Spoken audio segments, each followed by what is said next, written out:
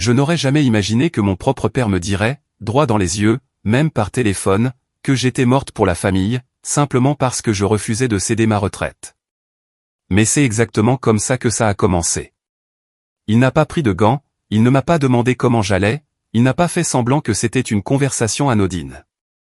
Les premiers mots qui sont sortis de sa bouche concernaient l'argent, 165 000 $. Mes économies, mon plan de retraite 401K. Il l'a dit comme si c'était déjà décidé, comme si mon avenir avait été inscrit dans le plan de quelqu'un d'autre, sans mon consentement. La famille avant tout, m'a-t-il dit. Ce n'est qu'un prêt. Tu peux te le permettre. Et si tu refuses, tu es morte pour la famille. Ces mots ont frappé plus fort que n'importe quelle insulte qu'il aurait pu me lancer. Morte pour la famille.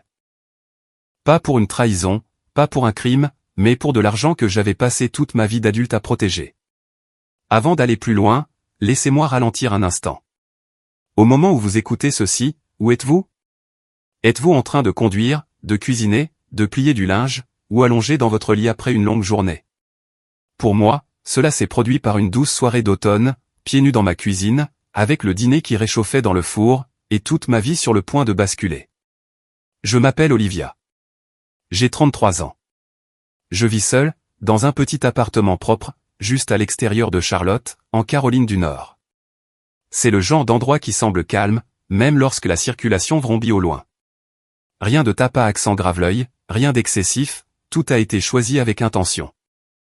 Je suis célibataire, sans enfant, et je travaille comme analyste financière senior pour une entreprise qui se targue de sa planification à long terme et de sa gestion des risques. De l'extérieur, ma vie semble probablement ennuyeuse, prévisible. Je me lève tôt, je prépare mon café de la même manière chaque matin, j'emballe mon déjeuner, et je prends le même chemin pour aller au travail. Je ne vis pas de manière extravagante. Je ne suis pas les tendances. Je ne dépense pas d'argent pour impressionner des gens qui ne paient pas mes factures. Mais il y a une chose que j'ai toujours prise très au sérieux, la retraite. Pour moi, la retraite, ce n'est pas le luxe. Ce n'est pas une question de maison sur la plage, de voiture de luxe, ou de montrer à qui que ce soit ce que j'ai accompli. La retraite, c'est la liberté. C'est savoir que, quoi qu'il arrive, je ne serai pas piégé. C'est la capacité de dormir la nuit, en sachant que personne ne me possède. Aucune urgence ne peut me priver de ma dignité, et aucune relation ne peut me tenir en otage financièrement. Cette mentalité n'est pas apparue de nulle part. Elle s'est formée lentement, en observant les gens paniquer à cause de l'argent, se battre pour lui, et l'utiliser comme un levier. J'ai grandi en voyant comment la dépendance financière transforme l'amour en obligation, et l'obligation en ressentiment. J'ai appris très tôt qu'avoir besoin de moins vous donne du pouvoir. Alors, j'ai construit ma vie de cette manière, prudemment, discrètement. J'ai dit non quand d'autres disaient oui. J'ai sauté des vacances. J'ai gardé mes voitures plus longtemps que nécessaire. J'ai choisi la discipline plutôt que le confort, encore et encore, parce que j'avais compris quelque chose que la plupart des gens ignorent, le confort à court terme ne vaut jamais la peur à long terme. Jusqu'à ce soir-là, je croyais que ma famille respectait cela, même s'ils ne le comprenaient pas entièrement. C'était une soirée tranquille, à l'automne 2024. L'air venait de se rafraîchir suffisamment pour ouvrir les fenêtres. Une légère brise agitait les rideaux de ma cuisine. J'avais des restes qui réchauffaient dans le four et des papiers étalés sur la table. Je vérifiais une feuille de calcul du travail, l'esprit à moitié concentré, à moitié prêt à ce que la journée se termine. Quand mon téléphone a sonné, et que j'ai vu le nom de papa sur l'écran, mon corps a réagi avant mon cerveau, une oppression dans la poitrine. Pas de la peur, pas de l'excitation, de la reconnaissance. Papa n'appelait pas souvent. Quand il le faisait, c'était généralement parce qu'il y avait quelque chose à gérer. J'ai répondu, m'attendant peut-être à une question, une nouvelle, une faveur. Il est allé droit au but. Il a dit que ma sœur, Claire, et son mari, Ryan, essayaient d'acheter une maison. Il a dit que le marché était brutal. Il a dit que le timing était important. Il a dit que la famille devait se serrer les coudes. Sa voix était ferme, confiante, se dirigeant déjà vers une conclusion qu'il croyait clairement que j'accepterais. Puis il a dit le chiffre, 165 000 $. Il a dit que cela viendrait de mes économies et de mon 401K. Il n'a pas demandé si c'était possible. Il n'a pas demandé ce que j'en pensais. Il l'a énoncé comme un fait, comme un arrangement déjà convenu. Je lui ai demandé de répéter le chiffre, non pas parce que j'avais mal entendu, mais parce que j'avais besoin de l'entendre le dire à nouveau. Il l'a fait, sans hésitation. 165 000 $. Il a rapidement ajouté que c'était temporaire, juste un prêt, pour quelques années au plus. Il a dit, la famille, c'est tout. Il a dit, c'est ce que font les familles. C'est à ce moment-là que j'ai dit non. Je n'ai pas crié. Je n'ai pas argumenté. Je n'ai insulté personne. J'ai dit non. Et j'ai expliqué que l'argent dont il parlait, c'était ma retraite. Ce n'était pas de l'argent de poche. C'était investi. Ça générait des intérêts composés. C'était le fondement de mon avenir. Je lui ai expliqué qu'un retrait anticipé entraînerait des pénalités, des impôts, et des années de croissance perdues.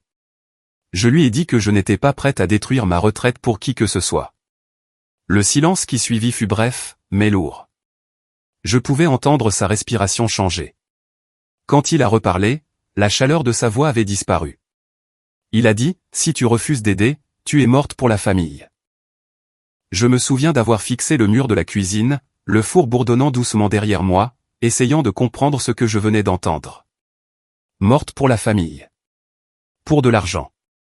Pour mon refus de renoncer à la seule chose pour laquelle j'avais travaillé, en silence, sans aide. Je lui ai demandé s'il le pensait vraiment.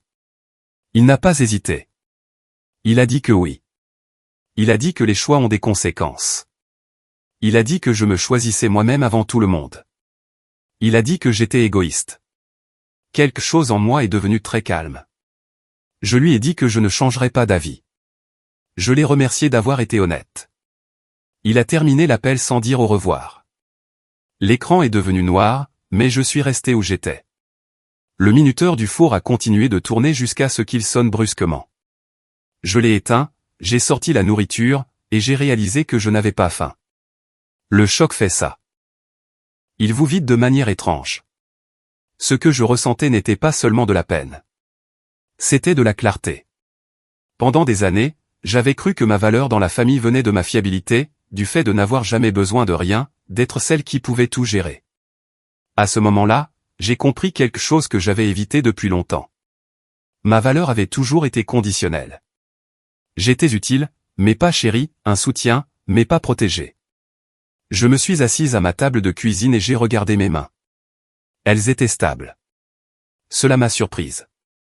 À l'intérieur, je me sentais vide, mais aussi alerte, comme si quelque chose s'était mis en place, comme si une vérité que j'avais contournée pendant des années s'était enfin arrêtée de bouger. Cette nuit-là, je n'ai rappelé personne. Je ne me suis pas expliqué. Je n'ai pas demandé de réconfort. J'ai nettoyé la cuisine, éteint les lumières, et je suis allé me coucher. Le sommeil est venu par bribes, mais il est venu. Allongé là, dans le noir, une question revenait sans cesse. Si ma famille était prête à échanger mon avenir contre leur confort, que pensait-il exactement que je leur devais? Et plus important encore, que me devais-je à moi-même? Cette question est restée avec moi, lourde et sans réponse. Alors que la nuit cédait lentement la place au matin, je me suis réveillé avant mon réveil, la pièce encore grise de la première lueur, celle qui donne l'impression que tout est inachevé. Pendant quelques secondes, j'ai oublié ce qui s'était passé. Puis mon téléphone, posé face contre table sur la table de chevet, m'a semblé plus lourd que d'habitude, comme s'il contenait quelque chose de désagréable. Les mots de papa me sont revenus par bribes, nets et clairs, morte pour la famille. Je suis resté allongé, à regarder le plafond, écoutant le faible bruit de la porte de garage d'un voisin qui s'ouvrait quelque part dans la rue, et j'ai essayé de calmer ma respiration. Je me suis dit de me lever. La routine a toujours été mon encre. Si je restais au lit, mes pensées tourneraient en rond. J'ai basculé mes jambes sur le côté, mes pieds touchant le sol froid, et j'ai suivi les mouvements, douche, vêtements, café. Son odeur me calmait habituellement, mais ce matin-là, elle me rappelait simplement que plus rien n'était normal. J'avais à peine pris ma première gorgée quand mon téléphone a sonné. Maman. Je savais que ce serait elle. Elle n'attendait jamais longtemps après que papa ait tracé une ligne. J'ai répondu, me préparant. Sa voix s'est brisée à la seconde où elle a prononcé mon nom. Elle m'a dit qu'elle n'avait pas dormi. Elle a dit que papa était furieux et blessé, qu'il faisait les 100 pas dans la maison. Elle a dit qu'il ne s'était jamais attendu à ça de ma part. Elle a dit que Claire était anéantie, qu'elle pleurait, incapable de se concentrer au travail. Elle m'a demandé pourquoi je faisais ça à la famille, comme si c'était quelque chose d'actif, de cruel, que j'avais choisi délibérément. Je lui ai dit doucement que je ne faisais rien à personne. J'avais simplement dit non. Ce mot a mal atterri. Elle a dit que non n'était pas quelque chose que l'on dit à sa famille. Elle a dit que la famille se soutient, surtout quand quelqu'un essaie de construire sa vie. J'ai expliqué à nouveau, avec soin, que l'argent qu'il voulait était ma retraite. Je lui ai dit que ce n'était pas juste de l'argent liquide sur un compte. C'était des années de planification, de sacrifice. J'ai mentionné les pénalités et les impôts, comment le retirer prématurément me coûterait bien plus que le chiffre sur lequel il se concentrait. Je lui ai demandé si elle comprenait cela. Elle a soupiré, longuement, avec impatience, et a dit « L'argent revient, la famille non ». Elle a dit que j'étais intelligente, que je trouverais une solution, que je le faisais toujours. Elle a dit que Claire avait besoin d'aide maintenant, pas dans un avenir lointain où je pourrais prendre ma retraite. Puis elle s'est remise à pleurer, plus doucement cette fois, comme si la conversation l'épuisait. Quand nous avons raccroché, mon café avait refroidi. Je l'ai versé dans l'évier et je l'ai regardé disparaître, me sentant idiote d'avoir pensé que la logique aurait sa place ici. Ce n'était pas un problème de mathématiques. C'était un chantage affectif. Les messages sont arrivés par vagues après ça. Linda a texté la première. Elle ne s'est jamais embarrassée de douceur. Elle m'a dit que je brisais le cœur de mes parents. Elle m'a rappelé à quel point papa avait travaillé dur, à quel point il s'était sacrifié. Elle a dit que je choisissais l'argent plutôt que le sang et que cela me hanterait plus tard. Claire a appelé un peu plus tard. Sa voix était tendue, contrôlée d'une manière qui me faisait penser qu'elle avait répété ce qu'elle voulait dire. Elle m'a dit qu'elle ne comprenait pas pourquoi j'étais si difficile.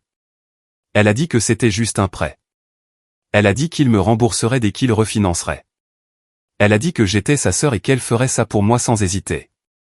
J'ai éloigné le téléphone de mon oreille un instant, juste assez pour respirer. Puis je lui ai demandé ce que la banque avait dit. Il y a eu une pause, pas longue, mais perceptible. Elle a dit que c'était compliqué et qu'elle ne voulait pas entrer dans les détails. Elle a répété qu'ils avaient juste besoin d'aide pour surmonter cet obstacle. Elle a dit que tout le monde comptait sur moi. Tout le monde.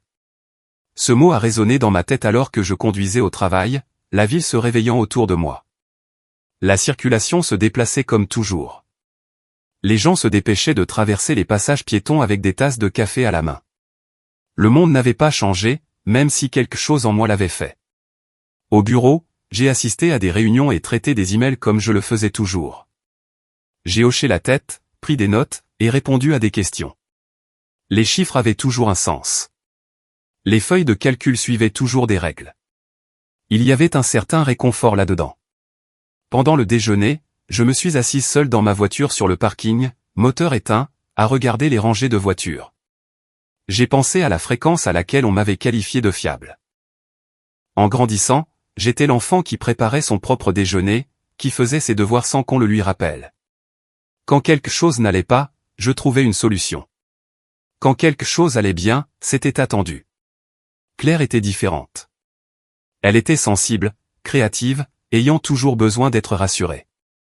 C'est ainsi que maman la présentait. J'étais forte. Claire avait besoin d'aide. Je me souviens d'avoir eu 16 ans, économisant pour ma première voiture. Je travaillais le soir et le week-end pendant que Claire passait son temps avec ses amis. Quand j'ai finalement acheté cette voiture, papa m'a dit de m'assurer de payer ma propre assurance. 2 ans plus tard, Claire en a eu une plus récente en cadeau.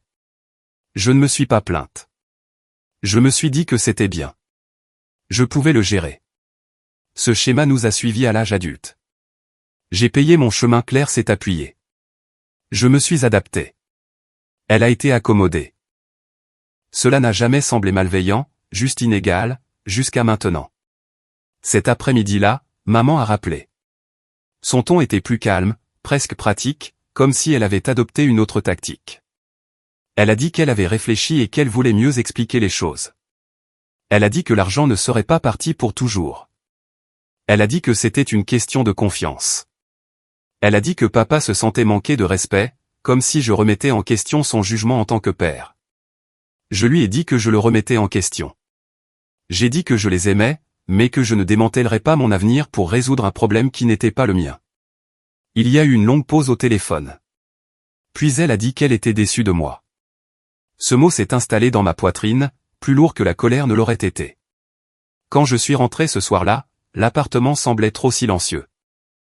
J'ai posé mon sac et je suis resté là un moment, ne sachant que faire de moi-même. J'ai réchauffé des restes, mangé quelques bouchées, puis j'ai repoussé l'assiette. Mon téléphone a de nouveau vibré. Un court message de Claire, si nous perdons la maison, ce sera de ta faute. J'ai fixé l'écran jusqu'à ce qu'il s'éteigne. Mes mains tremblaient légèrement, non pas de peur, mais d'incrédulité. J'ai tapé une réponse, l'ai effacée, en ai tapé une autre, l'ai effacée aussi. Finalement, j'ai retourné le téléphone et je l'ai laissé là. Maman a appelé une dernière fois cette nuit-là. Sa voix était fatiguée, dépouillée de toute urgence. Elle m'a de nouveau demandé de reconsidérer, de penser à ce que je faisais à la famille. Je lui ai de nouveau demandé si elle comprenait ce que cela me coûterait. Elle a répété la même phrase, l'argent revient, la famille non. C'est à ce moment-là que j'ai réalisé qu'elle n'écoutait pas du tout mes mots. Elle n'écoutait que pour obtenir ma soumission. Après avoir raccroché, je me suis adossé à ma chaise et j'ai fermé les yeux. Je me sentais fatigué d'une manière que le sommeil ne pouvait pas réparer.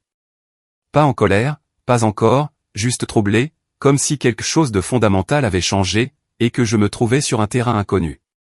Cette nuit-là, le sommeil est venu par fragments. J'ai rejoué les conversations, cherchant une version où mon nom était accepté, où l'amour n'était pas conditionnel. Aucune de ces versions ne semblait réelle. Au matin, la pression n'avait pas explosé en menace ou en ultimatum.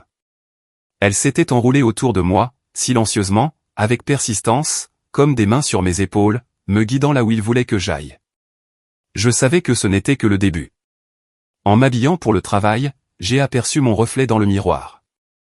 J'avais l'air fatigué, mais stable. Je me suis rappelé ce que j'avais construit et pourquoi. Je me suis rappelé que le malaise n'était pas la même chose que d'avoir tort. Pourtant, en fermant la porte à clé derrière moi et en sortant dans l'air frais du matin, je ne pouvais pas me défaire du sentiment que quelque chose de plus profond était mis à l'épreuve. Pas seulement mon argent, mais ma place dans la famille. Et quoi que ce soit, c'était loin d'être terminé.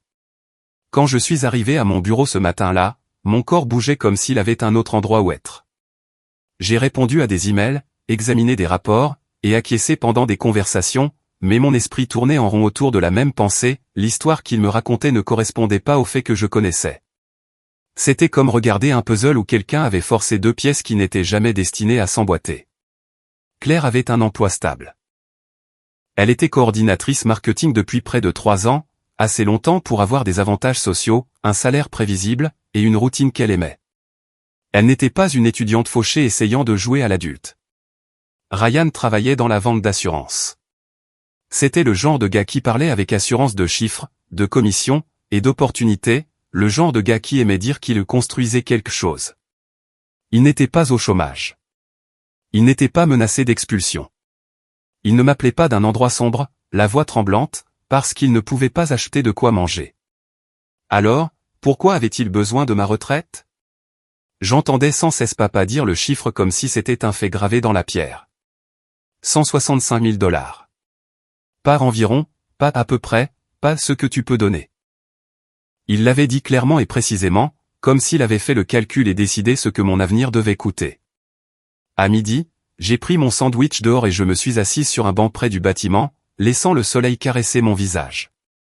Charlotte était lumineuse ce jour-là, le genre de chaleur de fin de saison qui pousse les gens à s'attarder un peu plus sur les parkings et à saluer les étrangers. J'ai regardé quelques collègues passer avec des cafés glacés, riant de quelque chose de petit et d'inoffensif, et je me suis senti comme derrière une vitre.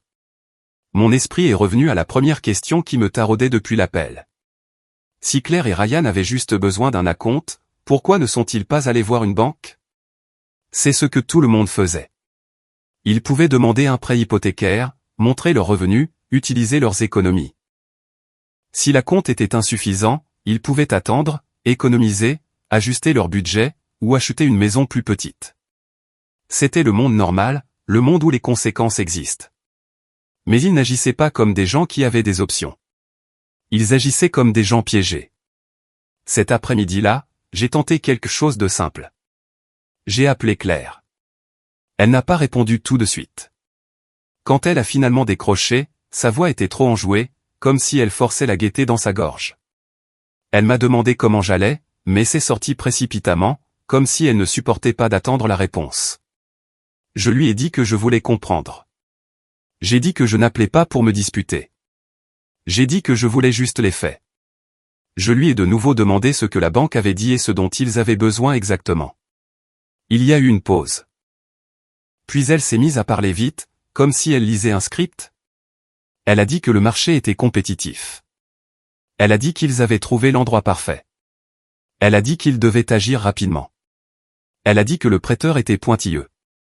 J'ai demandé ce que pointilleux signifiait.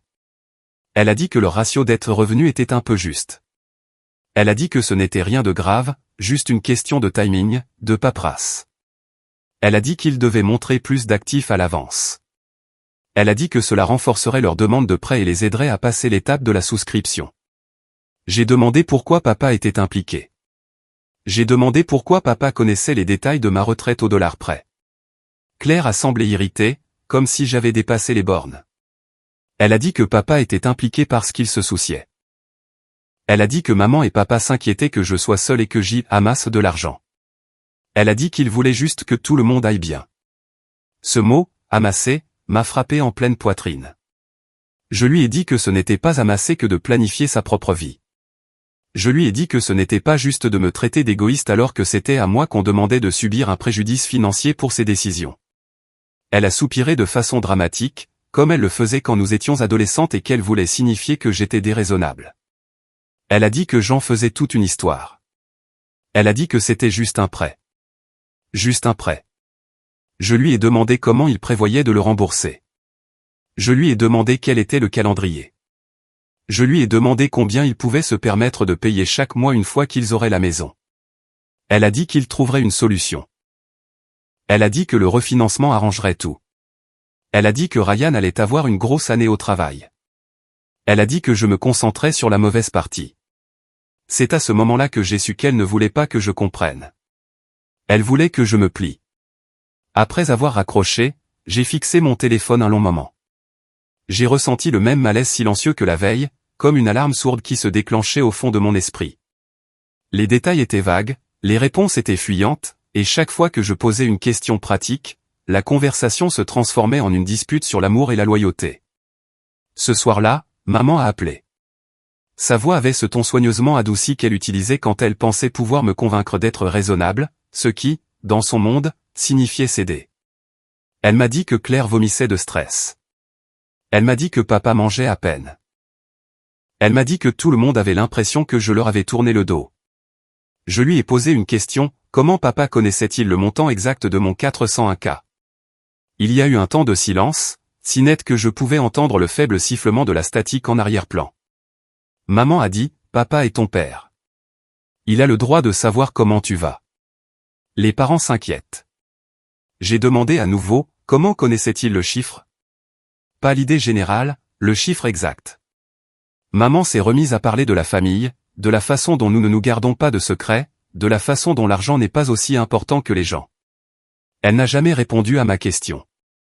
Quand nous avons raccroché, je me suis assise à ma table de cuisine, l'ordinateur portable ouvert et mon dîner intact. J'ai regardé le résumé de mon compte de retraite, non pas parce que je prévoyais de retirer quoi que ce soit, mais parce que j'avais besoin de voir de mes propres yeux ce que j'avais construit. Le solde était là, stable et privé, le résultat d'années de cotisation que j'avais faites sans fanfare. C'était à moi. Je l'avais mérité. Personne ne m'avait porté. Et pourtant, papa en avait parlé comme si c'était une ressource familiale, posée sur une étagère, attendant d'être utilisée. Au cours des 2 jours suivants, j'ai cessé de réagir émotionnellement et j'ai commencé à prêter attention. C'était mon métier. Quand quelque chose n'avait pas de sens, je cherchais des schémas. Claire a cessé de m'appeler directement. Elle a commencé à envoyer de courts messages à la place, de petites explosions de reproches. Ryan n'a jamais appelé du tout, ce qui était intéressant. S'il croyait vraiment que c'était juste un simple prêt familial, s'il pensait vraiment que j'étais injuste, il aurait appelé. Il aurait essayé de me charmer, de me raisonner, de me vendre l'idée comme le font toujours les vendeurs. Au lieu de ça, il est resté dans l'ombre. Ça me disait quelque chose. Soit il ne voulait pas que j'entende sa voix, soit il ne voulait pas risquer de dire la mauvaise chose. Puis, jeudi soir, Ryan a finalement fait surface. Je terminais du travail à la maison, assise sur mon canapé avec mon ordinateur portable sur les genoux, quand mon téléphone s'est allumé avec son nom. Mon estomac s'est noué. J'ai répondu. Ryan ne s'est pas embarrassé de formalités. Il a dit qu'il avait besoin de me parler comme à une adulte. Il a dit qu'ils avaient un délai. Il a dit que les vendeurs n'allaient pas attendre éternellement. Il a dit qu'il y avait une date limite, et que s'il la manquait, il perdrait la maison. Je lui ai demandé quelle était la date limite. Il a hésité, puis a dit que c'était dans quelques jours. Ces mots ont changé la température de mon salon. Les gens qui cherchent simplement une maison ne parlent pas comme ça. Ils n'ont pas l'air d'être dos au mur. Ils ont l'air excités, nerveux peut-être, mais pleins d'espoir. Ryan avait l'air sous pression. Je lui ai demandé pourquoi il ne pouvait pas simplement prolonger le délai ou choisir une autre maison. Il a dit qu'il ne pouvait pas. Je lui ai demandé pourquoi. Il a dit parce que cette maison était leur avenir. Il a dit parce qu'ils avaient déjà investi. Il a dit parce que tout le monde y avait mis ses espoirs. C'était le même script, simplement livré avec une voix plus grave. Je l'ai écouté parler de famille et de sacrifice. Et puis je lui ai posé une question qui l'a fait se taire. Je lui ai demandé pourquoi le chiffre était de 165 000 $. Je lui ai demandé pourquoi il devait être aussi spécifique. Il y a eu une autre pause. Je pouvais entendre quelque chose en arrière-plan, comme une télévision à bas volume et le faible tapotement des doigts de quelqu'un.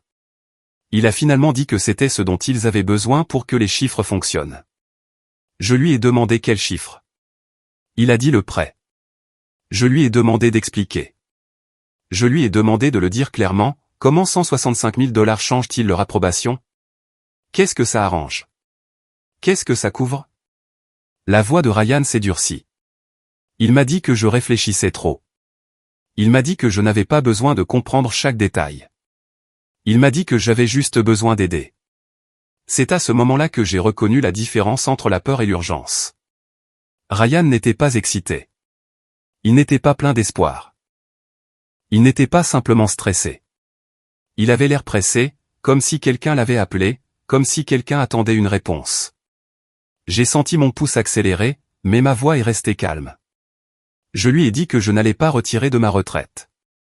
Je lui ai dit que je n'allais pas endommager mon avenir financier pour résoudre un problème qu'il refusait d'expliquer.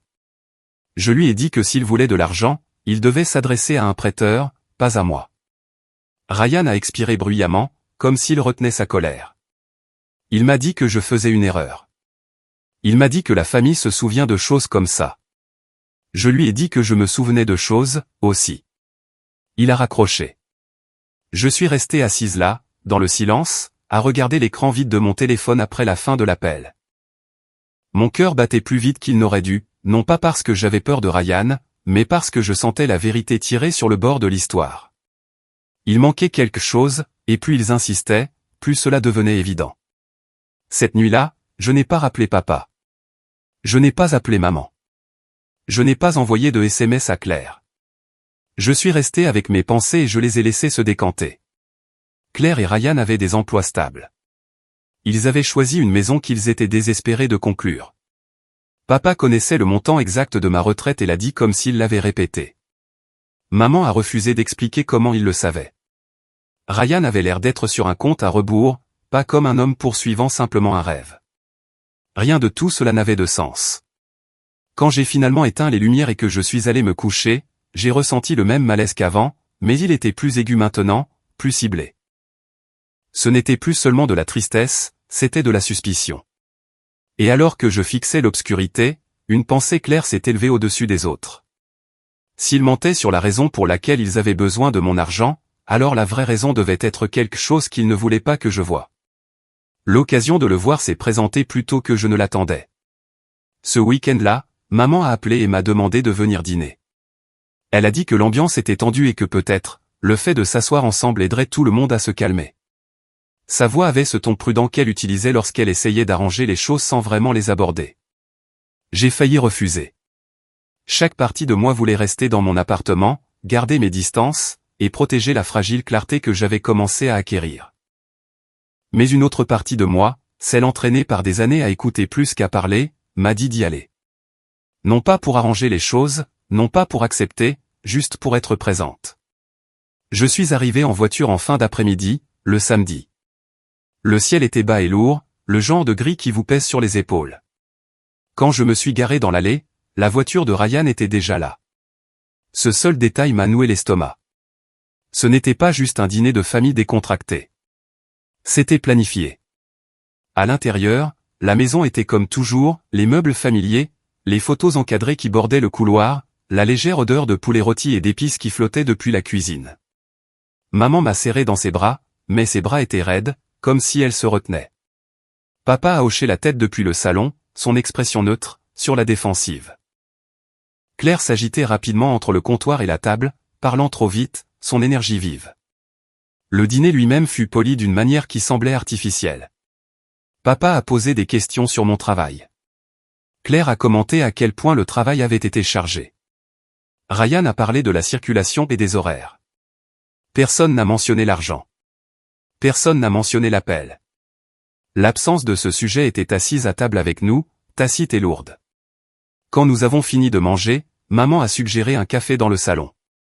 Je me suis proposé pour aider à débarrasser la table.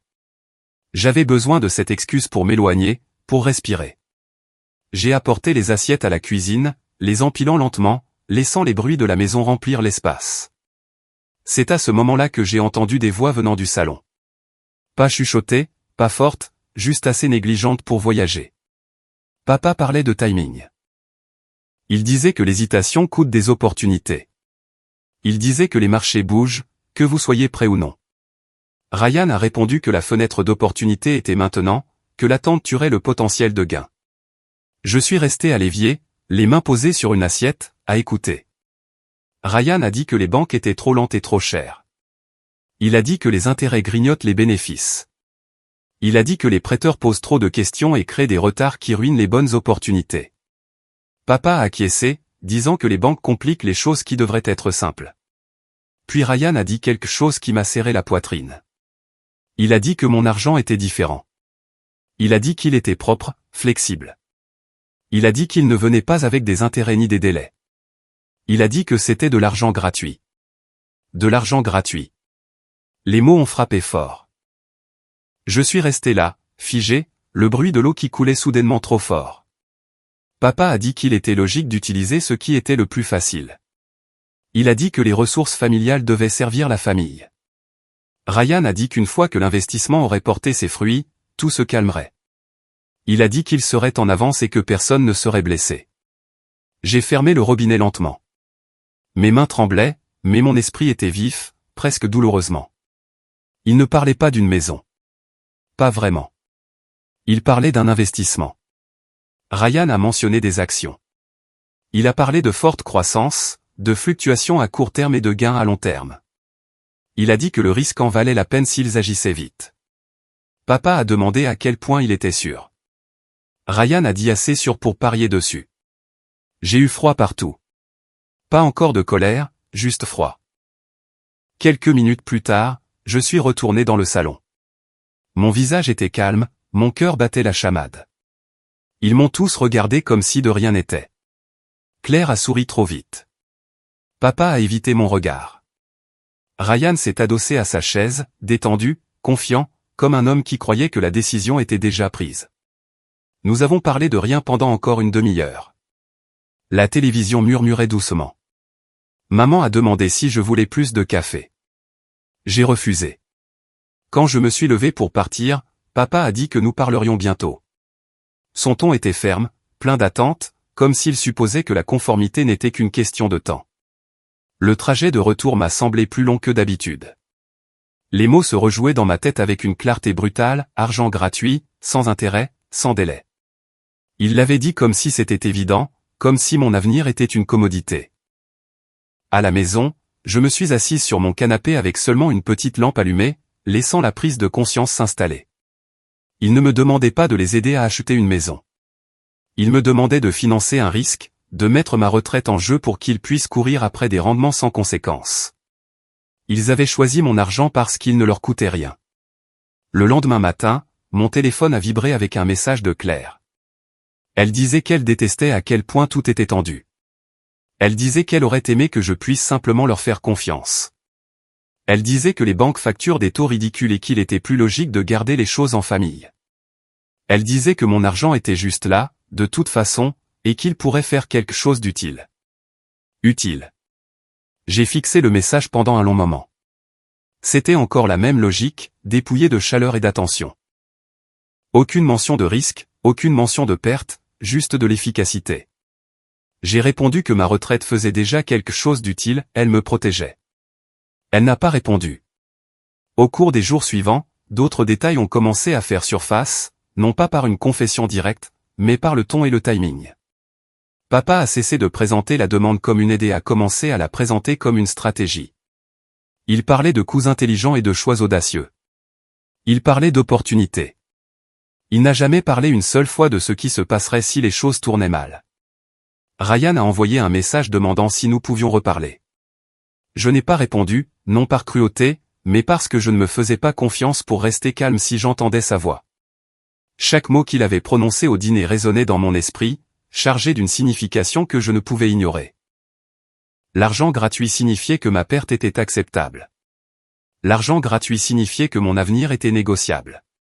L'argent gratuit signifiait qu'ils avaient déjà décidé quelle stabilité importait le moins. J'ai pensé aux années de discipline derrière ce chiffre sur mon compte.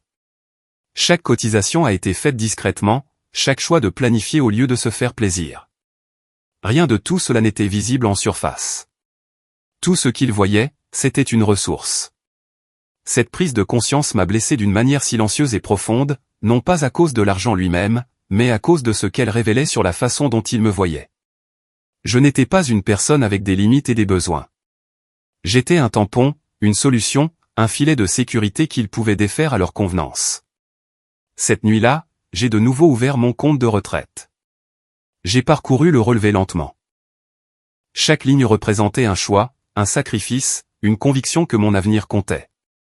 J'ai imaginé ces chiffres diminuer, les pénalités appliquées, la croissance effacée, tout cela pour que quelqu'un d'autre puisse jouer sans risque. J'ai fermé l'ordinateur portable et je me suis adossé, les mains posées sur mes genoux. Quelque chose a alors changé en moi, quelque chose de solide. Il ne s'agissait plus d'aider ou de refuser. Il s'agissait de savoir si j'étais prête à laisser les autres décider de la valeur de mon avenir. Le message suivant de Claire est arrivé l'après-midi suivant, court et sec. Elle disait qu'il manquait de temps. Elle disait qu'utiliser mon argent était la solution la plus logique car il n'y avait pas de conditions. Elle disait qu'une fois que tout serait réglé, je verrais qu'elle avait raison. Je l'ai lu 2 fois. Il n'y avait aucune excuse, aucune reconnaissance du risque, juste de l'attente. C'est à ce moment-là que la dernière pièce du puzzle s'est mise en place. Ils calculaient les rendements de leur investissement, et le taux d'intérêt qu'ils étaient prêts à payer était de 0, parce que le coût serait le mien. J'ai posé mon téléphone et j'ai regardé par la fenêtre la rue calme en contrebas. Des voitures passaient. Un voisin promenait son chien. La vie continuait, indifférente au règlement de compte qui se déroulait dans mon salon. J'ai ressenti de la tristesse, oui, mais aussi quelque chose de plus stable, de la détermination. Quoi qu'il arrive ensuite, je savais une chose avec une clarté absolue. Ils avaient déjà décidé que mon avenir était sacrifiable, et j'en avais fini de faire comme si je ne l'avais pas entendu. Le lendemain matin, je ne suis pas allé au travail tout de suite. Je me suis assise à ma table de cuisine, l'ordinateur portable fermé et mon téléphone à côté, intact. Pour la première fois depuis l'appel de papa, je me suis permis de ralentir, non pas pour tourner en rond, non pas pour rejouer les conversations, mais pour faire face à la réalité qui se trouvait maintenant carrément devant moi. Si je voulais être certaine de ne pas surréagir, si je voulais faire taire la petite voix dans ma tête qui me demandait si j'étais trop rigide, j'avais besoin de faits. Pas de logique familiale, pas d'arguments émotionnels. Des faits. C'est pourquoi j'ai appelé Patricia Bell. Patricia était une experte comptable avec qui j'avais travaillé des années plus tôt sur un projet d'entreprise. Elle avait la cinquantaine, était vive, calme, le genre de femme qui ne gaspille pas ses mots et n'adoucit pas les vérités. Quand elle a répondu au téléphone, elle a reconnu ma voix immédiatement. Je lui ai dit que j'avais besoin de parler d'une décision financière personnelle et je lui ai demandé si elle avait le temps de me rencontrer. Elle l'avait. Son bureau se trouvait de l'autre côté de Charlotte, dans un bâtiment bas en briques qui ne payait pas de mine de l'extérieur. À l'intérieur, il y avait une légère odeur de café et de papier. Patricia m'a accueilli avec une poignée de main ferme et un regard qui suggérait qu'elle savait déjà que ce ne serait pas une visite anodine. Nous nous sommes assises l'une en face de l'autre à une petite table de conférence. Elle a attendu que je parle. J'ai expliqué la situation simplement. Je lui ai dit que ma famille voulait que je retire 165 000 $ de mes économies et de mon 401K pour aider à l'achat d'une maison. Je lui ai dit qu'ils insistaient sur le fait que ce n'était qu'un prêt. Je lui ai dit qu'ils me mettaient une forte pression. Patricia n'a pas réagi tout de suite. Elle s'est légèrement penchée en arrière et a croisé les mains, en écoutant. Quand j'ai fini, elle a posé une question, « Quel âge avez-vous déjà ?» Je lui ai dit que j'avais 33 ans. Elle a hoché la tête une fois, puis a commencé à m'expliquer ce que ce retrait signifierait réellement. Elle a expliqué les pénalités de retrait anticipé en termes simples. Elle a parlé des impôts fédéraux, de la façon dont le montant retiré serait traité comme un revenu. Elle a expliqué que je perdrais non seulement l'argent lui-même, mais aussi la croissance qu'il aurait générée sur des décennies. Elle a sorti un bloc-notes et a commencé à écrire des chiffres, pas des projections exactes, mais des fourchettes. Elle m'a montré comment retirer ce montant maintenant pourrait signifier des centaines de milliers de dollars perdus au fil du temps. Elle a expliqué qu'une fois que l'argent quitte un compte de retraite, on ne peut pas simplement le remettre à volonté. Les cotisations sont plafonnées. Le temps n'est pas remboursable. Je suis resté assise en silence, regardant son stylo se déplacer sur la page. Je savais déjà la plupart de ces choses en théorie. Je travaillais avec des chiffres tous les jours. Mais l'entendre exposer si simplement, si concrètement, le rendait plus lourd, plus réel. Patricia a demandé si ma famille comprenait cela. Je lui ai dit que j'avais essayé d'expliquer. Je lui ai dit qu'il l'avait écarté. Elle a soupiré, non pas de frustration envers moi, mais envers la situation. Elle a dit que cela arrivait plus souvent qu'on ne le pense. Les familles voient les comptes de retraite comme des tas d'argent, pas comme des systèmes. Elle a dit qu'ils se concentrent sur le bénéfice immédiat et ignorent le coût à long terme parce que c'est abstrait pour eux. Puis elle a dit quelque chose qui m'a serré la poitrine. Elle a dit, quand les gens appellent l'argent de la retraite un prêt, ce qu'ils veulent généralement dire, c'est qu'ils n'ont pas l'intention de se sentir responsables si ça tourne mal. Elle a expliqué que si je retirais l'argent et que l'investissement échouait, la perte serait uniquement la mienne. Même si ma famille promettait de me rembourser, il n'y aurait aucun mécanisme légal les forçant à restaurer ma position de retraite. Elle a dit que je porterais les conséquences pendant qu'ils passeraient à autre chose. J'ai pensé aux mots que j'avais entendus au dîner, argent gratuit, sans délai, sans intérêt. Ça correspondait parfaitement. Patricia s'est légèrement penchée en avant et m'a posé une question que je n'oublierai jamais, si ça tourne mal, qui en paie le prix? Je n'ai pas répondu à voix haute. Je n'en avais pas besoin. La réponse était là, entre nous, évidente et indiscutable. Ce serait moi. Je paierais avec une retraite retardée, avec un risque accru, avec des années de pression supplémentaires. Je paierais en silence, longtemps après que tout le monde ait cessé de parler de la maison, de l'investissement, ou de l'urgence du moment. Patricia a laissé le silence s'installer. Puis elle a demandé si quelqu'un avait suggéré d'utiliser sa propre retraite ou ses propres actifs à la place. J'ai secoué la tête. Elle a haussé un sourcil, juste un peu. Ce geste en disait plus que les mots n'auraient pu le faire. Elle m'a dit autre chose alors, quelque chose que je n'avais pas pleinement considéré. Même si ma famille avait l'intention de me rembourser, même si tout se passait parfaitement, le remboursement n'annulerait pas les dommages. La croissance perdue ne pourrait jamais être récupérée.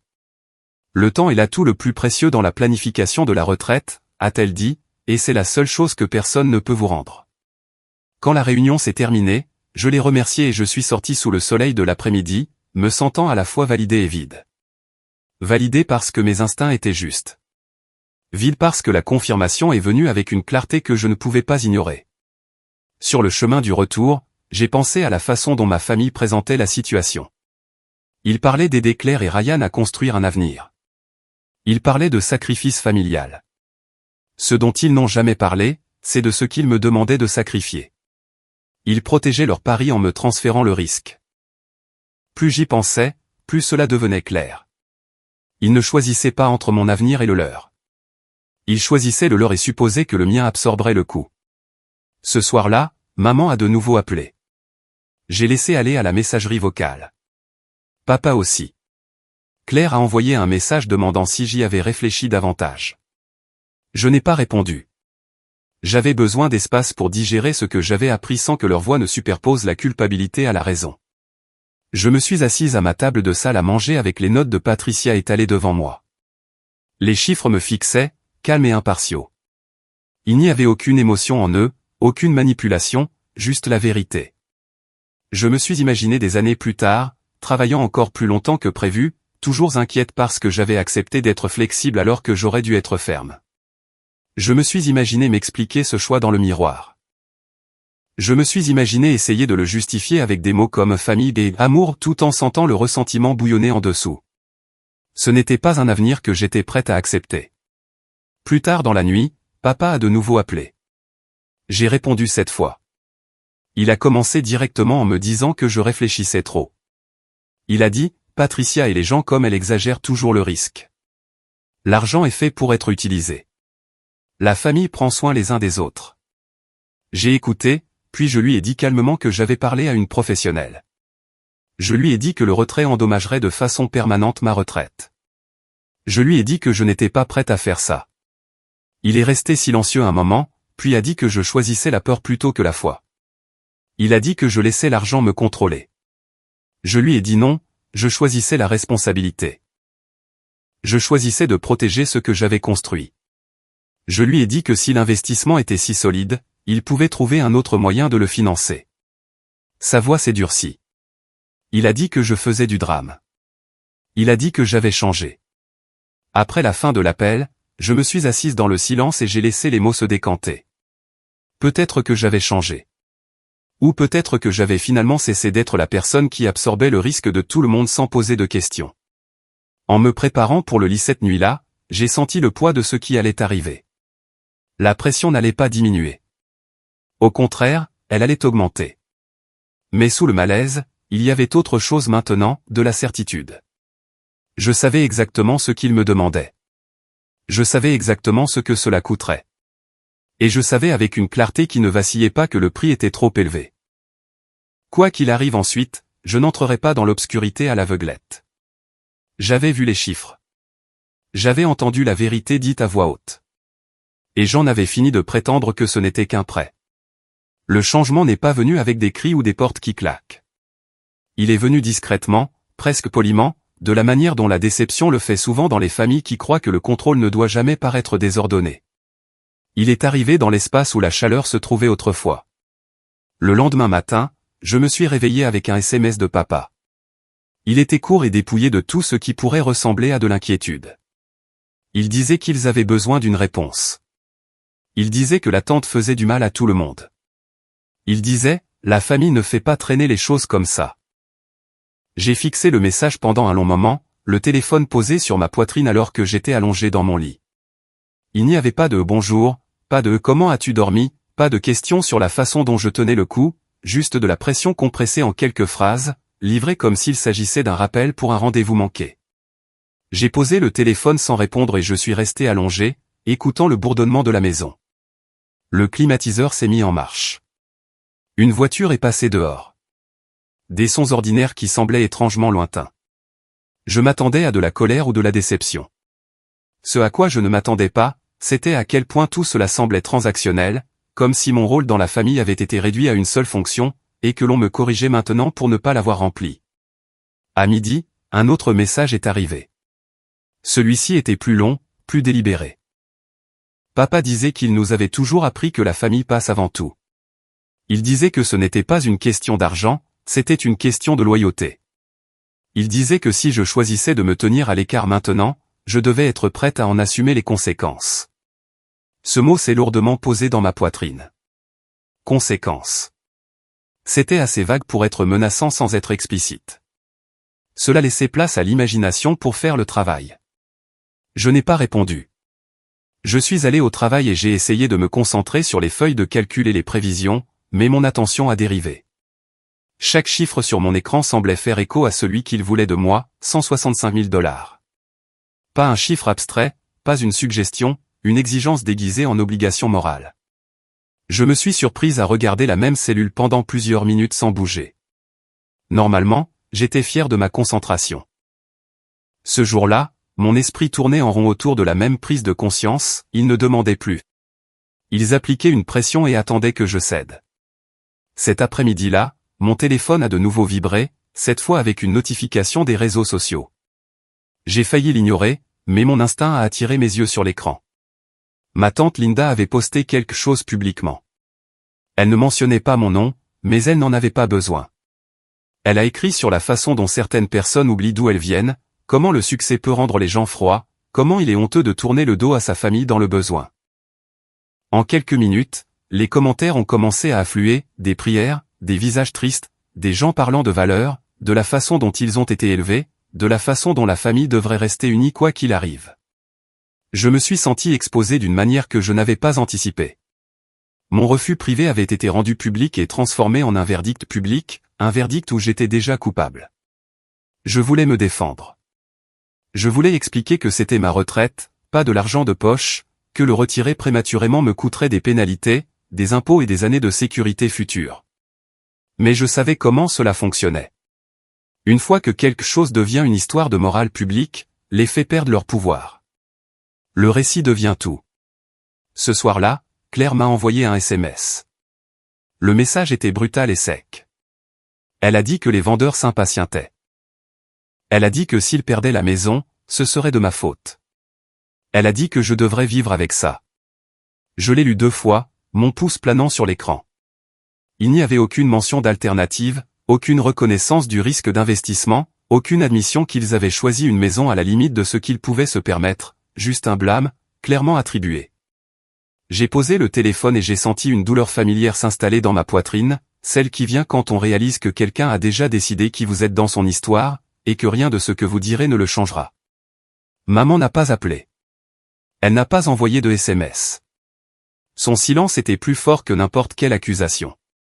Elle avait toujours été celle qui adoucissait les choses, qui intervenait lorsque les émotions étaient vives. Maintenant, son absence semblait délibérée, comme un choix, comme une punition. Cette nuit-là, je suis resté allongé dans mon lit, à regarder le plafond, les souvenirs refaisant surface sans y être invité.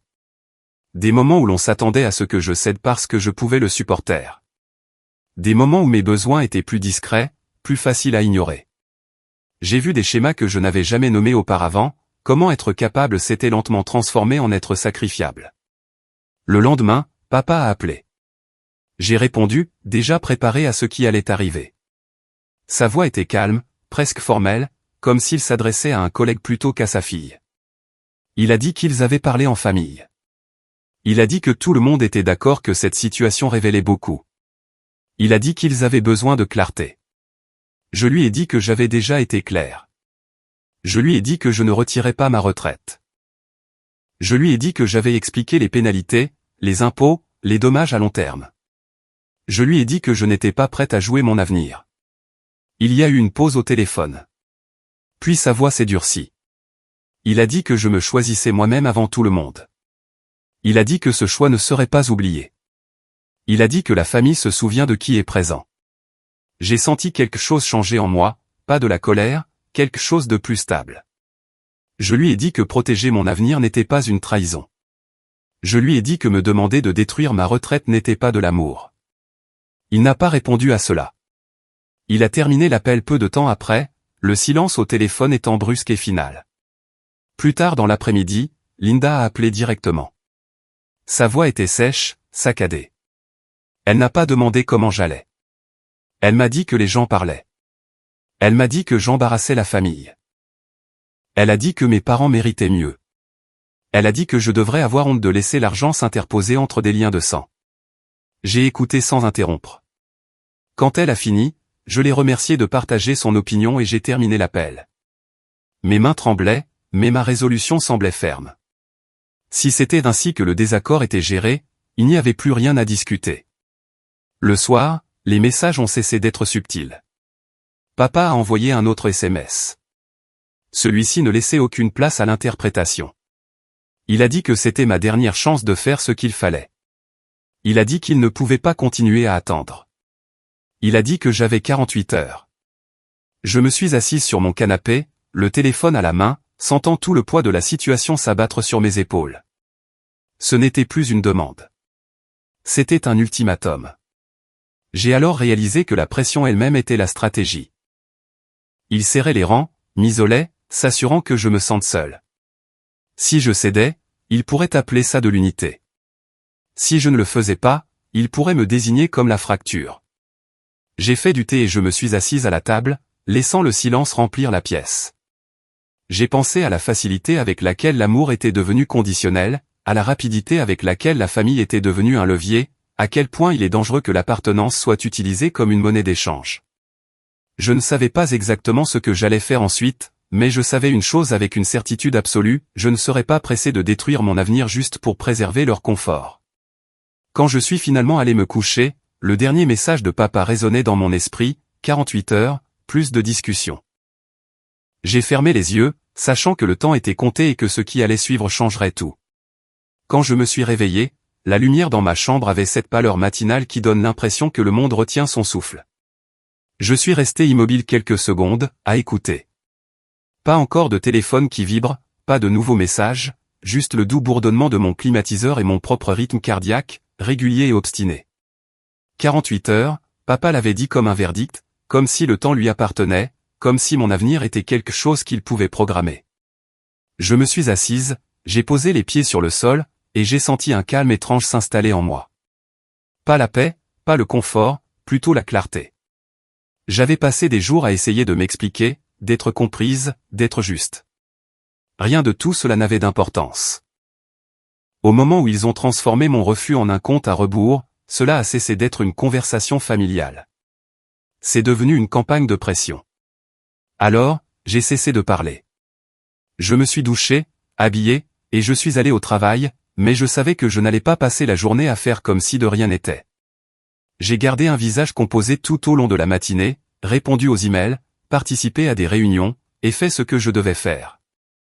Mais mon esprit travaillait en arrière-plan, élaborant un plan, pièce par pièce. À midi, au lieu de manger, je suis sorti et je me suis assise dans ma voiture.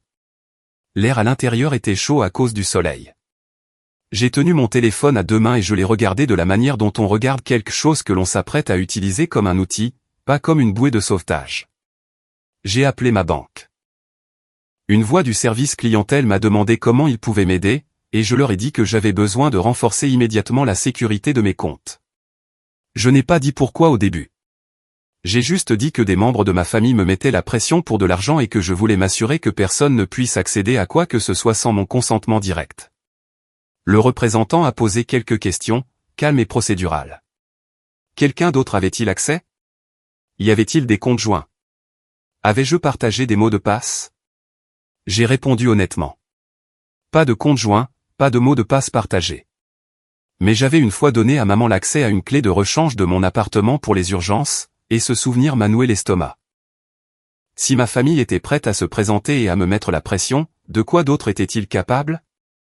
Le représentant a proposé des options, une phrase secrète verbale, des alertes supplémentaires, un blocage temporaire de certaines transactions.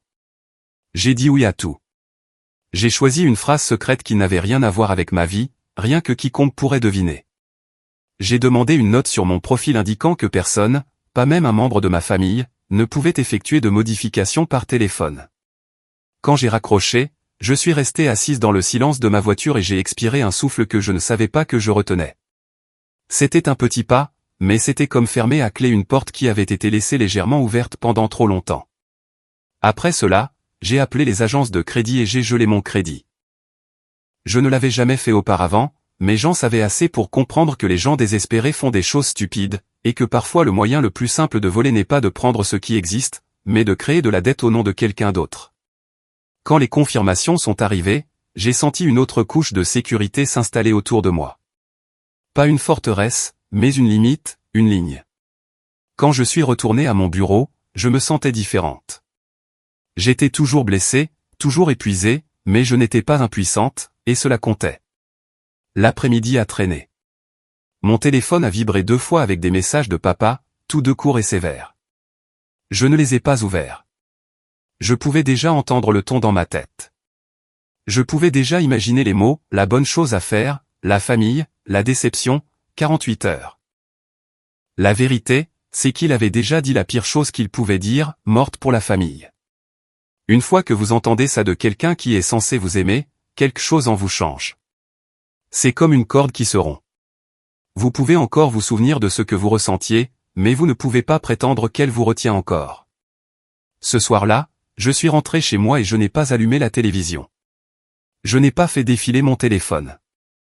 J'ai préparé un dîner simple et je l'ai mangé debout au comptoir, car m'asseoir semblait trop immobile, trop vulnérable. Puis je me suis assise à ma table de cuisine avec un carnet et j'ai noté les faits comme si je regardais la situation de quelqu'un d'autre. Papa a exigé 165 000 $ de mes économies et de mon 401K. Claire et Ryan ont présenté cela comme un prêt mais ont évité les détails. Papa a utilisé la culpabilité, puis les menaces. Maman est restée silencieuse exprès. Linda l'a rendu public. Ryan avait l'air pressé, comme s'il avait un délai qui ne correspondait pas à un achat immobilier normal. Je les ai entendus qualifier ma retraite d'argent gratuit. Quand j'ai regardé ces faits écrits, j'ai senti les dernières questions se préciser dans mon esprit. S'ils étaient prêts à détruire mon avenir pour protéger le leur, de quoi d'autre étaient-ils capables si je refusais? Mon téléphone a sonné vers 8 heures ce soir-là. Le nom sur l'écran m'a fait sursauter, non pas parce que c'était papa ou Claire, mais parce que c'était mon patron, Jonathan Hale. Jonathan était le genre d'homme qui dirigeait les réunions comme un chef d'orchestre, rapide, concentré, sans perdre de temps. Il avait la fin de la trentaine, toujours posé, toujours alerte. Quand il appelait en dehors des heures de travail, cela signifiait généralement quelque chose d'important. J'ai répondu, essayant de paraître normal. Il m'a demandé si j'avais une minute. J'ai dit que oui. Il est allé droit au but. Il a dit que l'entreprise avançait plus vite que prévu sur un projet d'expansion et qu'ils avaient besoin de quelqu'un pour un poste financier régional à l'étranger. Il a dit que mon nom avait été mentionné plus d'une fois. Il a dit qu'il faisait confiance à mon jugement et à ma discipline. Puis il a dit le lieu, Dubaï. Une seconde, j'ai cru avoir mal entendu. Dubaï, ça sonnait comme quelque chose qu'on voit dans les films ou sur des photos glacées, pas quelque chose qui appartient à ma vie réelle. Je lui ai demandé de répéter, et il l'a fait. Il a dit que le poste serait basé là-bas, avec des déplacements, de sérieuses responsabilités, et un salaire qui reflétait ses responsabilités. Il a dit que le calendrier était serré. Je suis resté très immobile, une main posée sur le bord de la table. Mon appartement semblait trop silencieux autour de moi, comme s'il écoutait. Jonathan a demandé si j'étais intéressé. L'ancienne version de moi aurait demandé du temps. L'ancienne version de moi aurait dit qu'elle avait besoin de réfléchir, de planifier, de peser le pour et le contre. Mais cette nuit-là, avec le compte à rebours de papa suspendu au-dessus de ma tête, le temps semblait un luxe que je n'étais plus disposé à m'accorder. J'ai demandé à Jonathan pourquoi le poste s'ouvrait si rapidement. Il a dit que la personne qu'ils avaient prévue s'était désistée à la dernière minute et qu'ils avaient besoin de quelqu'un de stable, de quelqu'un en qui on pouvait avoir confiance pour ne pas paniquer. Il a de nouveau dit mon nom, comme s'il m'offrait une porte. Mon esprit a fonctionné rapidement. Dubaï, c'était loin. Dubaï, c'était très loin. Pas seulement une distance physique, mais une distance émotionnelle par rapport au bruit qui m'oppressait depuis des jours. Et j'ai ressenti une pointe de culpabilité à l'idée de partir, même si je savais que cela n'avait aucun sens de se sentir coupable de se protéger. Cette culpabilité venait d'années de conditionnement, d'être la fille qui gérait les choses, celle qui restait assez proche pour être utile. Papa m'avait déclaré morte pour la famille. C'était son choix, sa punition, sa tentative de me contrôler. Et à ce moment-là, j'ai réalisé quelque chose de simple et de douloureux. Si j'étais déjà morte pour eux, alors je ne leur devais pas ma vie. J'ai dit à Jonathan que j'étais intéressé. Ma voix semblait plus stable que je ne le sentais. Jonathan a demandé si j'étais sûr. J'ai dit oui. J'ai dit que je le ferais. Il y a eu une brève pause, et j'ai pu entendre le soulagement dans son ton. Il a dit qu'il contacterait les ressources humaines immédiatement. Il a dit qu'il y aurait de la paperasse, une aide à la réinstallation, toute la logistique. Il m'a dit de m'attendre à un email dans les 24 heures. Quand j'ai raccroché, je suis resté à regarder le mur en face de moi. Mes mains tremblaient maintenant, non pas de peur, mais de l'adrénaline d'une décision qui semblait à la fois terrifiante et juste. Je me suis levé et j'ai fait le tour de mon appartement, ne sachant que faire de mon corps. J'ai ouvert le placard, regardé mes vêtements, et je les refermais. J'ai lavé une assiette qui était déjà propre. Je suis retourné à la fenêtre et j'ai regardé les lampadaires qui brillaient doucement sur le trottoir. Mon téléphone a de nouveau vibré. Un nouveau message de papa. Je ne l'ai pas ouvert. Au lieu de ça, je suis retourné à ma table, j'ai ouvert mon ordinateur portable, et j'ai commencé à faire des listes pratiques, passeport, paperasse, conditions de bail, transfert d'épargne. Je ne connaissais pas encore tous les détails, mais je savais ceci. Quand on est acculé, on ne discute pas avec les murs. On cherche une sortie. Et on venait de m'en offrir une. Le lendemain matin, l'email de Jonathan est arrivé. C'était réel. Il décrivait le poste, le calendrier, les attentes. Il confirmait également quelque chose qui m'a noué la gorge. Il me voulait là-bas bientôt, pas dans des mois. Bientôt. Mon téléphone a vibré avec un autre message de Claire. Elle a dit, il faut qu'on parle. Elle a dit, papa est sérieux. Elle a dit, tu déchires la famille.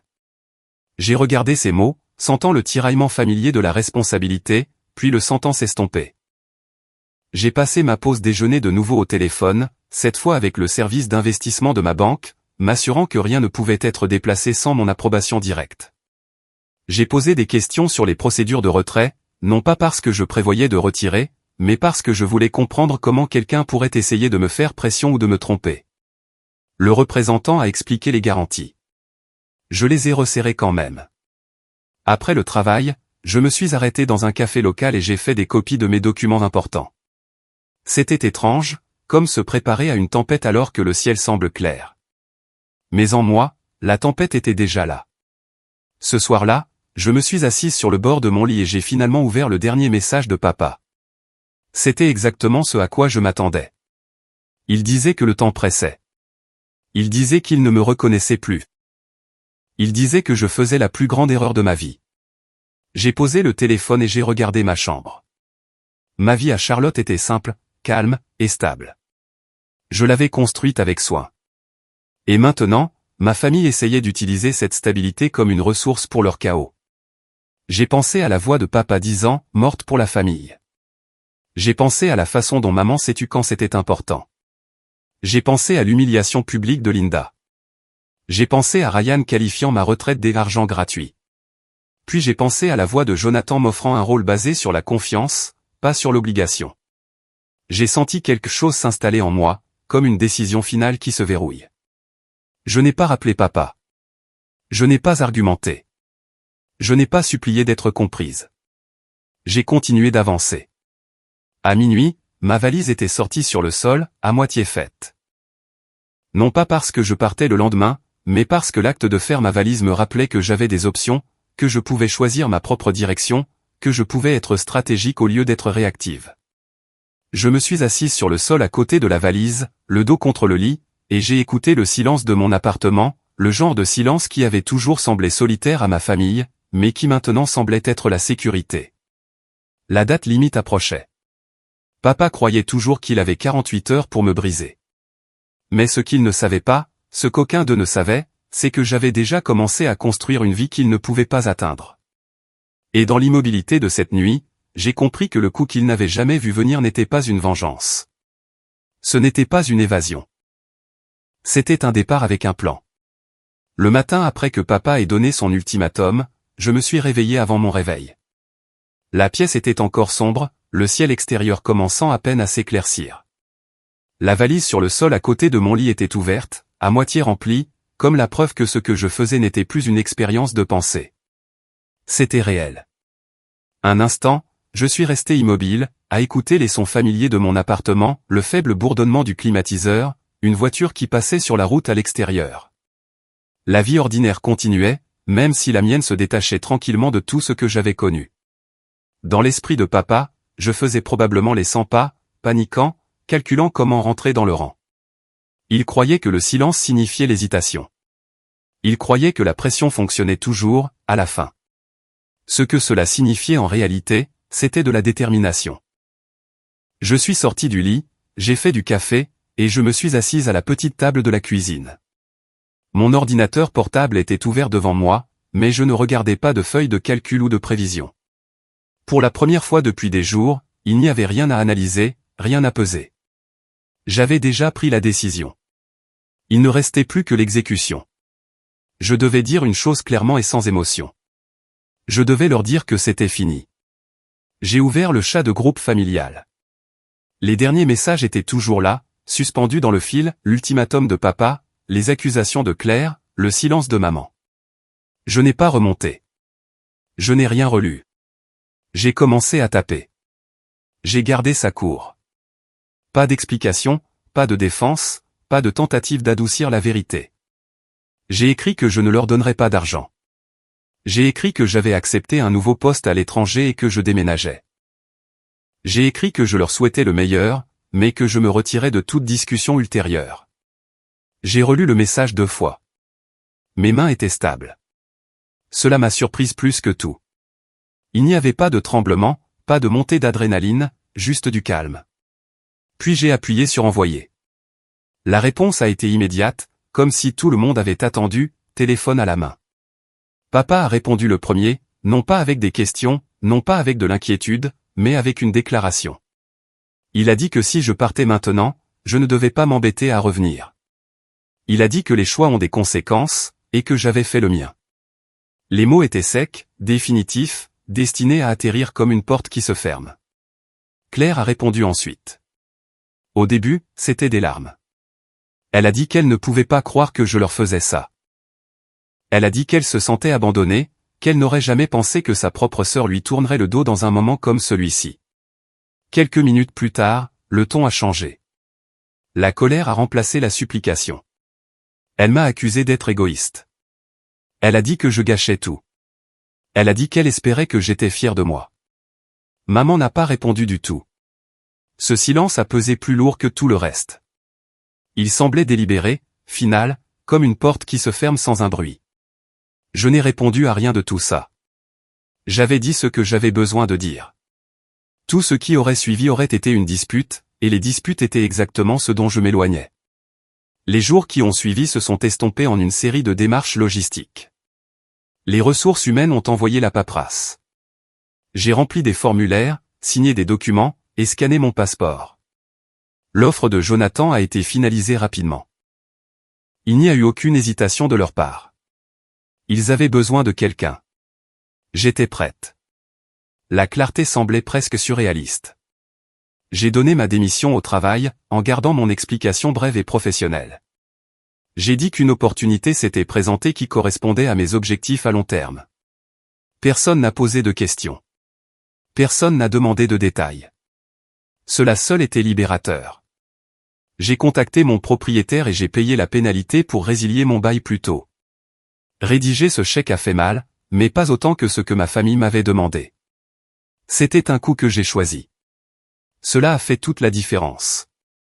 Faire mes valises a été étonnamment émouvant. Chaque objet que j'emballais ou pliais portait un souvenir. Pas des souvenirs dramatiques, des petits, des routines silencieuses, la tasse que j'utilisais tous les matins, le pull que je gardais près de la porte pour les soirées fraîches. J'ai réalisé à quel point j'avais construit ma vie autour de la stabilité, en m'assurant que rien ne pouvait m'être enlevé facilement. La veille de mon vol, l'appartement était presque vide. Mon matelas était parti. Les murs résonnaient. Je me suis assise sur le sol, le dos contre le mur, entouré de valises.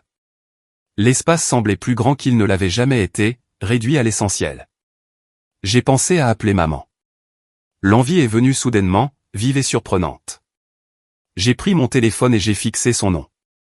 J'ai imaginé ce que je pourrais dire. J'ai imaginé sa voix. J'ai imaginé le silence qui pourrait suivre. J'ai reposé le téléphone. Si elle voulait me parler, elle savait comment me joindre. Le lendemain matin, l'aéroport semblait irréel. Les rituels familiers du voyage se déroulaient autour de moi, enregistrer les bagages, faire la queue à la sécurité, regarder les gens se dépêcher avec des tasses de café et des bagages à main, se plaindre, rire, vivre leur vie. Mon monde entier était emballé dans 2 valises et un bagage à main, et personne autour de moi ne le savait ni ne s'en souciait. Quand je me suis assise à la porte d'embarquement, je me suis enfin permis de respirer profondément. Il n'y avait pas de sentiment de triomphe, pas de sensation d'évasion cinématographique, juste une conscience stable et ancrée que j'allais de l'avant. Alors que l'avion décollait, j'ai regardé par la fenêtre la ville qui rétrécissait en dessous de moi. Charlotte s'est estompée en un quadrillage de lumière et de route, puis dans l'obscurité. Ce que je ressentais n'était pas de la joie. C'était du soulagement. Un soulagement profond et silencieux, comme si je déposais un poids que je portais depuis des années sans réaliser à quel point il était lourd. Dubaï m'a frappé d'un seul coup, la chaleur, l'échelle, le mouvement constant. La ville semblait vivante d'une manière que Charlotte n'avait jamais été. De hauts bâtiments scintillaient contre le ciel. Les langues se mélangeaient dans l'air. Je me suis senti petite, anonyme, et étonnamment en sécurité. Le travail a rapidement consumé mes journées. Le rôle était exigeant, exactement comme promis, de longues heures, de hautes attentes. Mais la pression semblait différente. Elle était propre. Elle était méritée. Personne ne me demandait de sacrifier mon avenir pour que quelqu'un d'autre puisse jouer le sien. Le soir, j'explorais avec prudence, de courtes promenades, des repas simples. Je m'asseyais parfois sur mon balcon et je regardais la ville briller après la tombée de la nuit. J'ai mieux dormi que je ne l'avais fait depuis des semaines, un sommeil profond et ininterrompu. Les messages de la maison se sont raréfiés, puis ont complètement cessé. Papa n'a plus appelé. Claire a envoyé un dernier message, amer et sec, me disant qu'elle espérait que j'étais heureuse. Maman est restée silencieuse. Je ne me sentais pas victorieuse. Je n'avais pas l'impression d'avoir gagné. Ce que je ressentais, c'était de l'espace. De l'espace pour respirer. De l'espace pour exister sans être évalué pour mon utilité. De l'espace pour prendre des décisions sans me préparer à des représailles. Des semaines ont passé, puis des mois. Un après-midi, pendant un moment calme au travail, j'ai vérifié mon téléphone et j'ai vu un message d'un cousin à qui je n'avais pas parlé depuis des années. Il me demandait si j'allais bien. Il a dit que les choses à la maison étaient compliquées. Je n'ai pas demandé de détails. J'en savais déjà assez pour comprendre ce que compliqué signifiait. Les investissements ne portent pas toujours leurs fruits. Les délais ne disparaissent pas simplement parce que quelqu'un refuse de les respecter. La nuit, assise seule dans mon appartement à Dubaï, je pensais parfois à ma famille. Pas avec colère, mais avec distance. Je me demandais si papa rejouait parfois ses paroles, si maman ressentait l'absence qu'elle avait choisie, si Claire s'était déjà arrêtée pour se demander comment tout s'était effondré si rapidement. Mais ces pensées ne me dominaient plus. J'étais parti sans claquer de porte, sans crier, sans essayer de prouver quoi que ce soit. Et dans ce départ silencieux et délibéré, j'avais récupéré quelque chose que je ne savais pas que j'avais le droit de garder, ma vie. Je n'ai pas tout de suite su ce qui s'était passé à la maison. Au début, ce silence semblait intentionnel, presque miséricordieux, comme si l'univers me donnait de l'espace pour respirer avant que les répliques n'arrivent. La distance a une façon d'adoucir le bruit, de transformer le chaos en quelque chose de feutré et de lointain. À Dubaï, mes journées étaient remplies et structurées, et mes nuits étaient calmes d'une manière que je n'avais jamais connue auparavant. J'ai appris de nouveaux rythmes sans essayer, des appels matinaux à travers les fuseaux horaires qui me forçaient à me réveiller alerte et concentré, de longues journées qui s'étiraient en réunion du soir, suivies de dîners tardifs pris lentement, seul ou avec des collègues qui ne connaissaient pas mon histoire et n'attendaient rien de moi au-delà de la compétence. Des week-ends qui oscillaient entre l'épuisement et le calme, où le repos semblait mérité au lieu d'être volé. Pendant un temps, j'ai eu l'impression d'être entré dans une vie complètement différente, une vie épargnée par la pression constante des attentes familiales. Puis les messages ont commencé à arriver, non pas de ma famille immédiate, mais de la périphérie, des personnes assez proches pour savoir que quelque chose n'allait pas, mais assez éloignées pour ne pas être investies dans le contrôle de l'histoire. Le premier message est venu de mon cousin, Marc. Juste un court SMS me demandant si j'allais bien. Pas de contexte, pas de questions, juste de l'inquiétude. Je l'ai regardé plus longtemps que nécessaire avant de répondre. Je lui ai dit que j'allais bien, que j'avais déménagé à l'étranger pour le travail et que je m'installais dans mon nouveau rôle. Je suis restée polie, superficielle, et prudente. Il n'a pas répondu tout de suite, et j'ai supposé que c'était la fin. Quelques jours plus tard, mon téléphone a sonné. C'était Marc. J'ai failli laisser aller à la messagerie vocale. Les vieilles habitudes ont la vie dure. Il y avait encore une partie de moi qui associait les appels familiaux à une obligation, à un travail émotionnel auquel je devais me préparer. Mais quelque chose s'est resserré dans ma poitrine, non pas de l'appréhension, mais de la curiosité. J'ai réalisé que j'avais besoin de cette information, non pas pour tourner la page, mais pour y voir plus clair. J'ai répondu. Marc a d'abord semblé hésitant, comme s'il choisissait ses mots avec soin. Il m'a de nouveau demandé si j'allais bien. J'ai dit oui. Puis il y a eu une pause, suivie d'un long soupir. Il a dit que les choses s'étaient effondrées plus vite que quiconque ne s'y attendait. L'investissement dont Ryan était si confiant s'était écroulé. Pas progressivement, pas avec des signes avant-coureurs auxquels on aurait eu le temps de réagir. Il a chuté brutalement et a continué de chuter, le genre de perte qui ne fait pas que piquer, mais qui déstabilise tout ce qui est construit autour. Un mauvais jour s'est transformé en plusieurs. Puis la panique s'est installée. Marc m'a dit qu'il s'était endetté plus qu'il ne l'avait jamais admis. Pas seulement leurs économies, mais aussi de l'argent emprunté, cartes de crédit, prêts personnels, comptes sur marge qui amplifiaient chaque perte. L'acompte pour la maison était lié au même plan. Quand l'action a chuté, il n'y avait pas de coussin, pas de plan B, pas d'issue discrète. Ils ont manqué un paiement, puis un autre. La maison était perdue. Les vendeurs ont gardé l'acompte.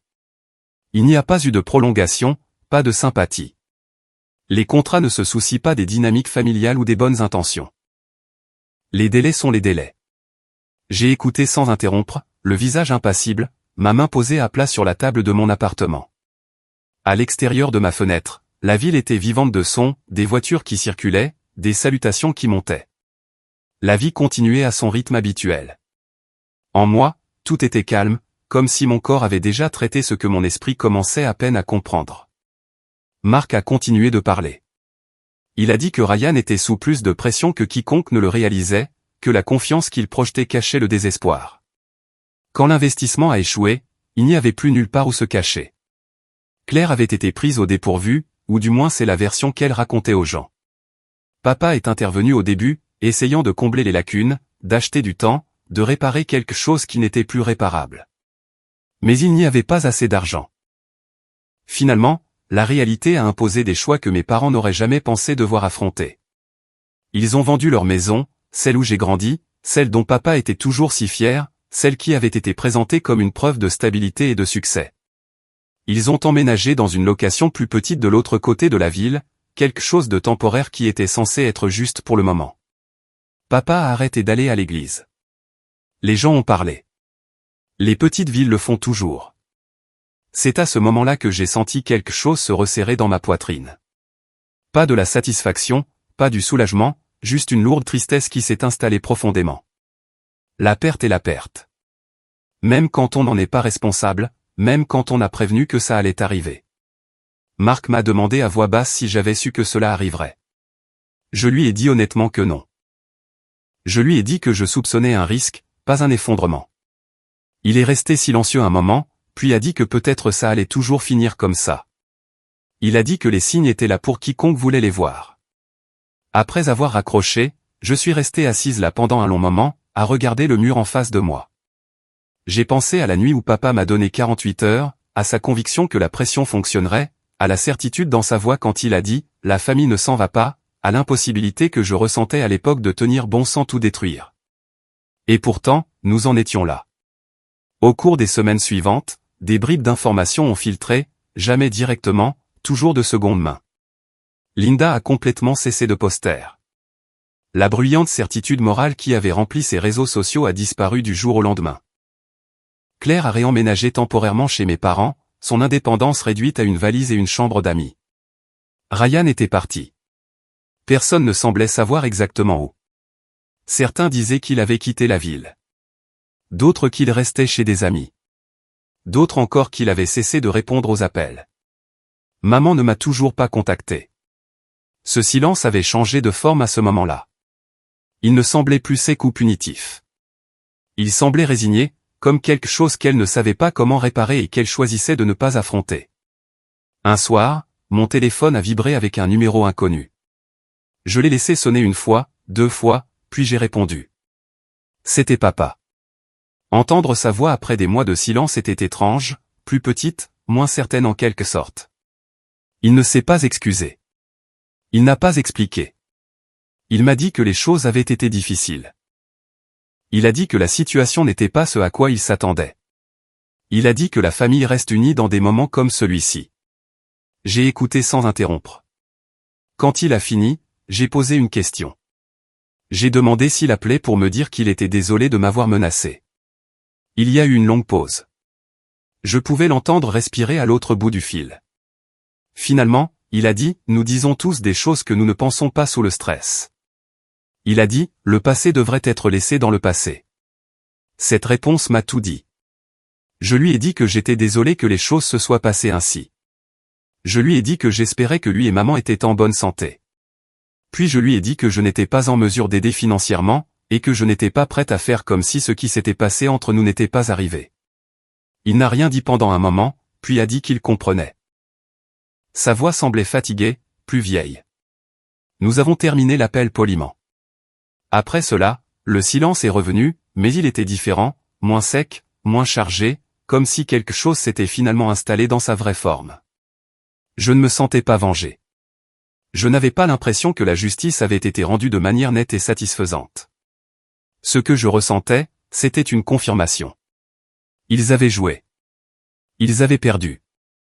Et quand ils ont eu besoin de quelqu'un pour absorber l'impact, ils m'avaient choisi. Non pas parce que j'étais la plus capable d'aider, mais parce que j'étais la moins susceptible de dire non, jusqu'à ce que je le fasse. Dans les mois qui ont suivi, ma vie à Dubaï a continué de s'épanouir. J'ai trouvé une routine qui semblait naturelle. Je me suis fait des amis lentement, avec prudence, sans urgence. J'ai appris quelle rue j'aimais parcourir la nuit et quel café était accueillant. J'ai ri plus que je ne l'attendais, le genre de rire qui vient de la légèreté, pas de la distraction. Parfois, tard dans la nuit, je pensais à Claire. Je me demandais si elle rejouait nos conversations, si elle reconnaissait le moment où tout avait basculé, si elle pensait un jour à quel point elle était proche d'entraîner mon avenir dans sa chute. Mais ces pensées ne me consumaient plus. J'avais appris quelque chose d'important, les conséquences n'arrivent pas toujours comme une punition. Parfois, elles arrivent avec la clarté. L'effondrement boursier n'a pas ruiné ma famille. Leurs choix l'ont fait, leur refus de voir le risque, leur volonté de sacrifier quelqu'un d'autre pour le confort. J'étais parti avant que les dégâts ne m'atteignent, et pour la première fois, j'ai compris que se protéger ne rend pas froid. Ça rend honnête. Cette nuit-là, alors que j'étais allongé dans mon lit, écoutant les sons lointains de la ville, j'ai senti le sol stable sous moi. Quelle que soit l'histoire qu'il se racontait à la maison, je n'en faisais plus partie. Pas comme une ressource, pas comme un tampon. Juste comme moi-même. Le temps a une façon de changer la façon dont une histoire se ressent dans votre corps, non pas en effaçant ce qui s'est passé, mais en le plaçant à une distance où vous pouvez enfin voir sa forme. Au bout d'un an après mon déménagement à Dubaï, les souvenirs n'étaient plus aussi vifs. Ils semblaient installés, toujours présents, toujours réels, mais ne saignant plus dans chaque moment de calme. Ma vie ici a développé un rythme que je n'ai jamais eu à la maison. Les matinées commençaient tôt, souvent avant que le soleil ne se lève complètement, avec la ville qui bourdonnait déjà sous mes fenêtres. J'ai appris à apprécier le calme avant que la chaleur ne s'installe. Je préparais mon café lentement, debout au comptoir, regardant la lumière se répandre sur des bâtiments qui me semblaient encore irréels. C'était un autre type de calme, un calme construit sur le choix plutôt que sur l'évitement.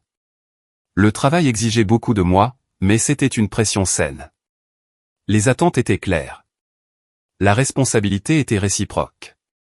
Quand je restais tard, c'était parce que le travail était important, non pas parce que quelqu'un d'autre n'avait pas réussi à planifier et avait besoin que j'absorbe les conséquences. Ma voix avait du poids dans les réunions. Mes décisions étaient respectées. Pour la première fois de ma carrière, je n'avais pas l'impression que ma compétence me rendait vulnérable. Financièrement, tout ce que j'avais protégé est resté intact.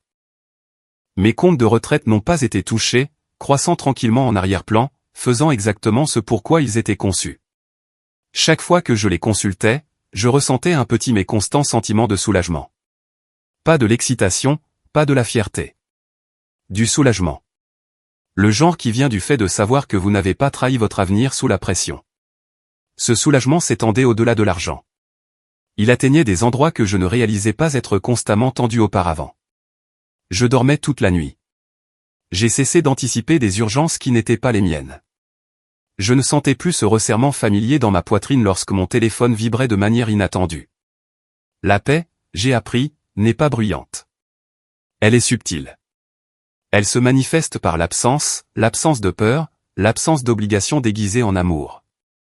Je pensais toujours à ma famille. Ça ne s'est jamais complètement arrêté. Mais les pensées ont changé avec le temps. Elles sont devenues moins émotionnelles et plus réflexives. J'ai pensé à papa, au moment où sa voix s'est durcie et où il a dit que j'étais morte pour la famille. Je me suis souvenu à quel point cela m'avait dévasté à l'époque, comment ces mots avaient atterri comme un verdict sur ma valeur. Pendant longtemps, son approbation avait été l'axe silencieux autour duquel je m'organisais. L'entendre la révoquer si nettement m'a forcé à affronter à quel point cette approbation avait toujours été conditionnelle. En y repensant, je vois les choses différemment maintenant. Ces mots n'étaient pas un reflet de ma valeur. Ils étaient un reflet de son besoin de contrôle. Une fois que je me suis retiré du système qui récompensait l'obéissance, la menace a perdu son pouvoir. J'ai pensé à maman aussi. Son silence a été la partie la plus difficile à digérer. Elle ne m'a jamais défendu, n'a jamais contesté le récit qui se construisait autour de mon refus. Pendant longtemps, je me suis demandé si elle était simplement dépassée, si elle se sentait piégée entre la loyauté et la conscience. Finalement, j'ai compris quelque chose de plus difficile, le silence n'est pas neutre. C'est un choix.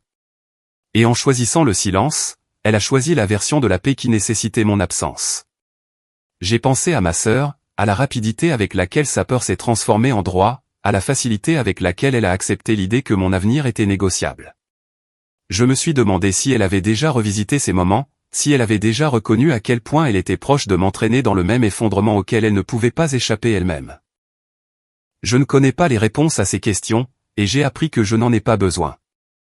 Ce qui est devenu clair pour moi avec le temps, c'est ceci, je n'ai pas coupé les ponts avec ma famille à cause de l'argent.